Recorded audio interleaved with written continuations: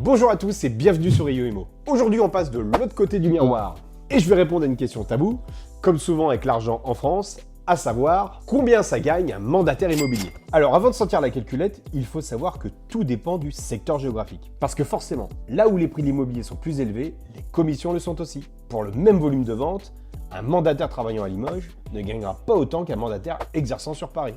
À savoir que les honoraires d'un mandataire tournent en moyenne entre 4 et 6% du prix de vente.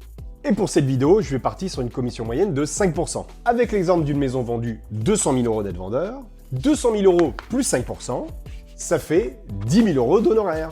Ensuite, il faut savoir que selon le réseau, la rétrocession, c'est-à-dire la part que perçoit le mandataire, varie généralement entre 69 et 99%. Mais attention, en ce qui concerne les 99%, c'est souvent un système de palier qui augmente au fil des ventes. Bref, pour cette vidéo, je vais partir sur une moyenne réaliste de 75% de rétrocession versée par le réseau. Revenons à notre exemple. Donc, avec une commission totale de 10 000 € TTC, où on retire 20% de TVA, c'est-à-dire 1 767 €, cela nous donne 8 333. Le mandataire touche 75% de ce montant en taxes.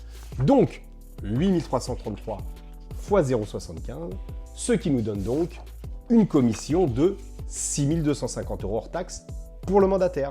Maintenant, parlons des statuts, parce que là aussi, tout change.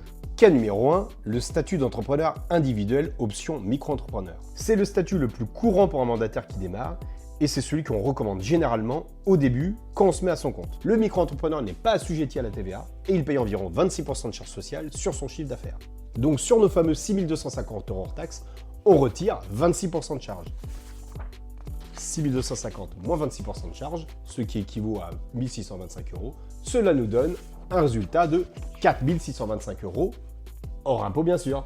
Maintenant, cas numéro 2, le statut d'entrepreneur individuel au régime réel. Ce statut est adapté quand l'activité est bien lancée, quand tu dépasses les seuils du micro-entrepreneuriat ou que tu veux déduire tes charges. Quand on l'active d'ailleurs, on peut choisir l'option impôt sur le revenu, IR, ou l'impôt sur les sociétés, IS, selon les cas. Dans ce statut, on est assujetti à la TVA et on peut déduire toutes les charges réelles, notes de restaurant, marketing personnel, téléphone, etc. Et ces charges sociales représentent environ 45% en moyenne du bénéfice net.